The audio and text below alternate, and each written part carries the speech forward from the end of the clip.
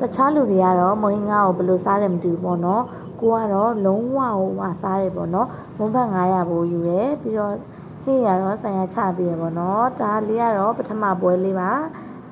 စားနေရင်တန်လျက်လိုက်တာလေးပေါ့နော်ငဖဲကတော့ဆိုင်ရလက်ဆောင်ချပေးတာပါဒါလေးကတော့ဒုတိယလိုက်ပွဲလေးပေါ့နော်မုံဘတ်900ပို3ယောက်ညစားရတယ်ပေါ့နော်စေတနာအရန်ပါပြီအရန်စားကောင်းတဲ့ဆိုင်လေးပေါ့နော်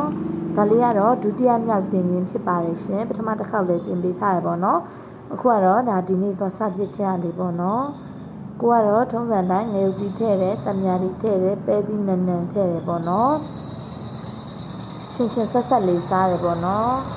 စေတနာအရန်ပါလုံးလို့မြက်ကောမြဲရလာလို့တောင်ထင်မိတယ်ပေါ့နော်အရန်စားကောင်းလို့ညွန်ပေးတာပါရှင်ဆိုင်နာမည်လေးကတော့ဦးမြသွေးပါရှင်အကုန်စားတာတခုမှမချမ်းဘူး